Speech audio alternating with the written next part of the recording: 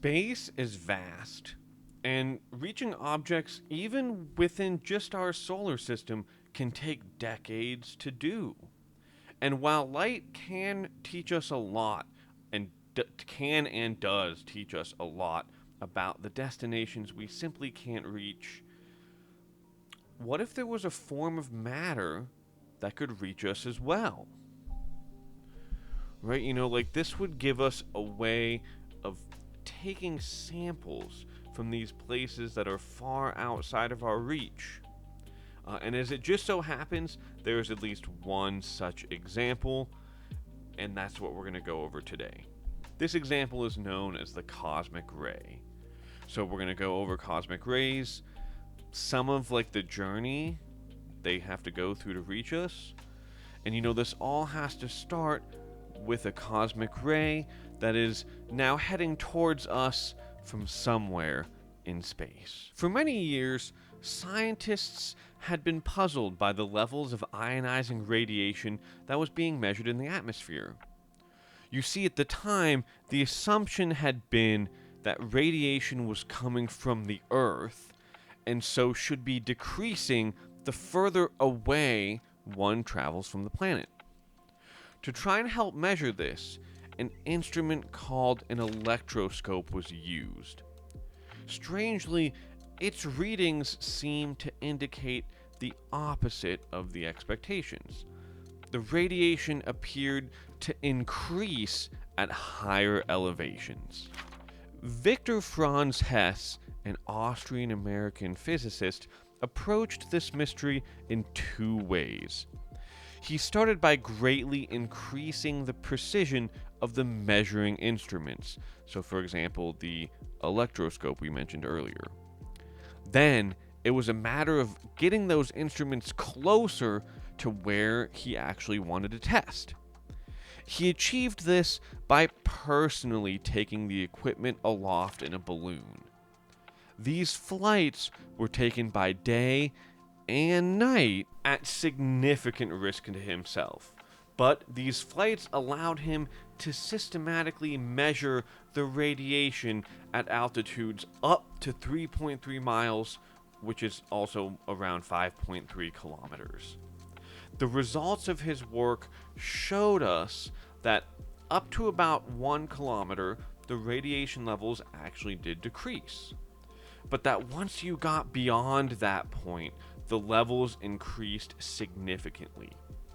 The radiation levels near his highest point, so around the 3 miles, 5 kilometers level, measured the radiation levels that were measured there were twice as high as what was found at sea level. His work on this discovery was done between 1911 and 1913, and it would go on to win him the Nobel Prize in Physics in 1936. Cosmic rays, also known as astroparticles, are high-energy particles or clusters of particles that are mostly comprised of atomic nuclei, which is kind of like the core of an atom.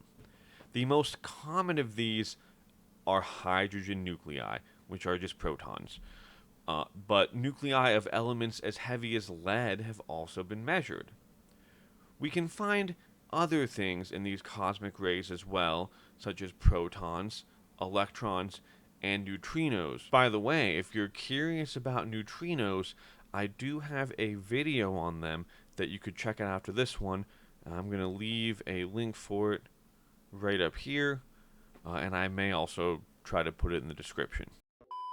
Cosmic rays originate from various places. Our sun, from outside the solar system, and our own galaxy, and even beyond that, they can reach us all the way from distant galaxies as well. This last one is possible because although cosmic rays can be comprised of matter, they are also capable of moving near the speed of light, which really gives them the capacity to reach us, right? This is why even when coming from distant places, they still have the chance of getting here. And as I hinted at earlier, this gives us a means of studying matter that has made its way to us from places we just can't reach. looking back at the cosmic ray from earlier, as it heads towards us, what must it and other cosmic rays go through to reach us, and how will we be able to detect and study it? First, let's talk a bit about the journey some of them take. Cosmic rays are charged, so protons or other similar nuclei will be positively charged, and electrons will be negatively charged. This means that, setting aside the highest energy cosmic rays, their paths through space can be changed or deflected. How, you might be wondering? By magnetic fields. Let's say, as our cosmic ray from earlier has been making its way towards us through or even from outside our galaxy, during this time, its flight path will almost certainly be scrambled by the magnetic field of our galaxy, the solar system, and even Earth itself. By the time we detect it, we actually really don't know where it came from, so we must try to determine that by indirect means. The first of which is composition. So, what is our cosmic ray and its group made of? Is it an electron, or a proton, or is it the nuclei of another element on the periodic table? How do the rest of its group divide up into these different options? Measuring all of this is relatively easy, as the different charges of each nucleus gives off very different signatures. But it does not provide quite as good a fingerprint of the source it's coming from as this next method we're going to cover. This is isotopic composition. Now, this is where things get a bit harder though, because isotopes are nuclei of the same element, but with different number of neutrons. This means that the same detection methods as before won't really work, because the signature is probably going to be the same no matter what hits that detector. So, to tell the isotopes apart, the detector must, in effect, weigh each atomic nucleus that enters it. Here, we can see the Advanced Composition Explorer, ACE, which is a spacecraft that was launched on August 25th, 1997. This spacecraft is designed to collect a wide array of cosmic rays and particles. And let me tell you, it has far exceeded its expected lifespan of 5 years, and has instead been helping us gather data for around 28 years. To bring this all together, by determining detailed differences in their abundances, we can learn about their sources and their trip through the galaxy, that of course being cosmic rays. And in the case of our cosmic ray from earlier, well, as it turns out, it's a hydrogen particle, or a proton, which make up about 90% of cosmic rays, so I guess that kind of makes sense. Following this, 9% are helium, and the remaining elements make up for that last 1%. Now, even within this last 1%, elements heavier than iron are significantly rare. And measuring them when we can gives us critical information for understanding the source material and acceleration of cosmic rays. While we can't trace cosmic rays directly to their source, they can still teach us a lot about cosmic objects in general. One such example of this is supernova remnants.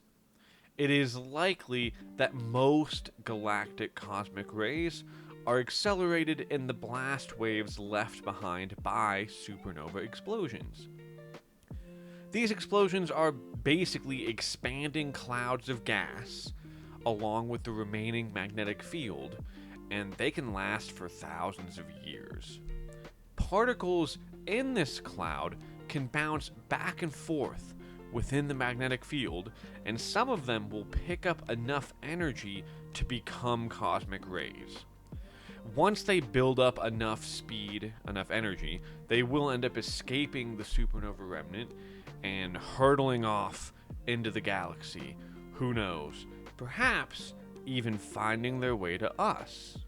Through this method, though, a cosmic ray has like a maximum amount of energy that it can reach, right? So the cosmic rays coming from these clouds, these supernova remnants, they can only become so energetic. Yet, we have detected cosmic rays with much, much higher energy, which basically means they came from a different source. It ain't the same thing making those high energy cosmic rays. And right now, this actually is a big question in astronomy, as we don't yet definitively have the answer. Some current thoughts on this, though, are that they might come from quasars or gamma ray bursts. So, fair, right? You would expect that extremely high energy astrophysical phenomena might also generate the highest energy cosmic rays. Or even going outside of our galaxy entirely, which I kind of hinted at earlier, and they might be coming from active supermassive black holes at the center of other galaxies. And in this case, what makes it an active galactic nucleus or active supermassive black hole is that it is still accreting material from its galaxy. So the black hole itself it's feeding, it's having supper, it's totally active. I don't know where that came from, but moving on.